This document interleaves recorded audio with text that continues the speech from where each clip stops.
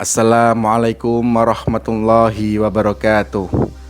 Alhamdulillahi wassalatu wassalamu ala rasulillah wa ala alihi wa sahbihi wa mawala amma ba'd.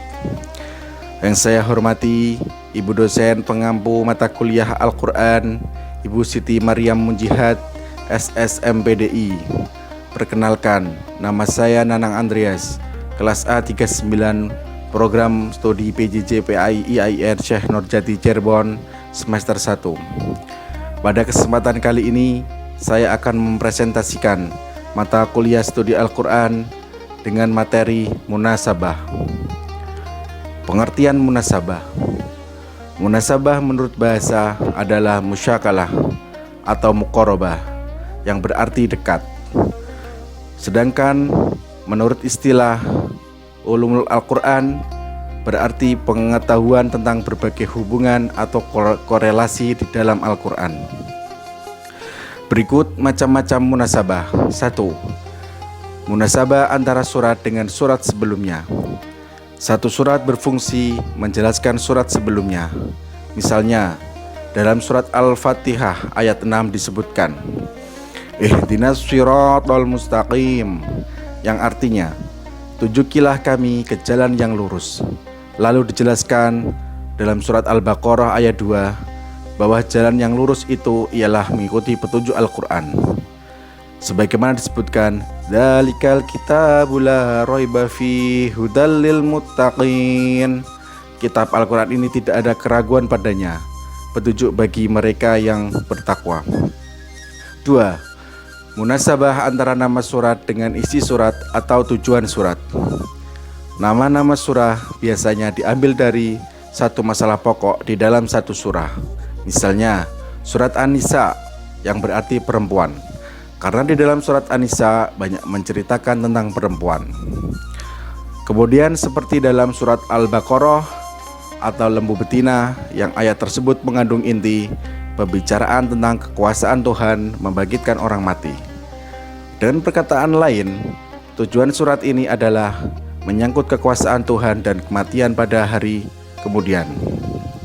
3. Munasabah antara Fawatih al-Suwar atau ayat pertama yang terdiri dari beberapa huruf dengan isi surah. Hubungan Fawatih al-Suwar dengan isi surahnya bisa dilacak dari jumlah huruf-huruf yang dijadikan sebagai Fawatih al-Suwar. Misalnya jumlah huruf alif, lam, mim pada surah-surah yang dimulai dengan alif, lam, mim. Kemudian nomor 4, munasabah antara ayat pertama dengan ayat terakhir dalam satu surah. Misalnya surat Al-Mu'minun dimulai dengan Qad aflahal mu'minun. Kemudian di bagian akhir surat ditemukan kalimat Innahu la yuflihul kafirun. Munasabah nomor 5 adalah munasabah antara satu ayat dengan ayat yang lain dalam satu surah.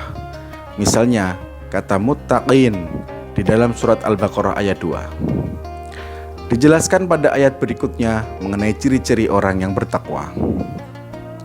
Keenam, munasabah antara kalimat dengan kalimat lain dalam satu ayat. Misalnya dalam surat Al-Fatihah ayat pertama, Alhamdulillah, yang artinya segala puji bagi Allah. Lalu sifat Allah itu dijelaskan pada kalimat berikutnya, Rabbil alamin, Tuhan semesta alam. 7. Munasabah antara fasilah dengan isi ayat. Misalnya di dalam surat Al-Ahzab ayat 25. Waradallahu alladhina kafaru bighaidihim lam yanalu khaira wa kafallahu almu'minina alqitala wa kana Allahu qawiyyan aziza. Yang sebagian artinya, dan Allah menghindarkan orang-orang mukmin dari peperangan. Lalu ditutup dengan wa kana Allahu qawiyyan aziza, dan Allah Maha Kuat lagi Maha Perkasa. Yang terakhir, munasabah antara penutup suatu surat dengan awal surat berikutnya. Misalnya akhir surat Al-Waqiah, Fasabbih bismi rabbikal azim. Maka bertasbihlah dengan menyebut nama Tuhanmu yang maha besar. Lalu berikutnya, yakni surat Al-Hadid ayat 1. Sabbihalillahi ma fis samawati wal ard wa huwal azizul hakim. Artinya, semua yang berada di langit dan di bumi bertasbih kepada Allah, menyatakan kebesaran Allah, dan dialah maha kuasa atas segala sesuatu. Dari uraian macam-macam munasabah di atas, munasabah Al-Quran diketahui berdasarkan istihad, bukan melalui petunjuk Nabi atau tauqifi.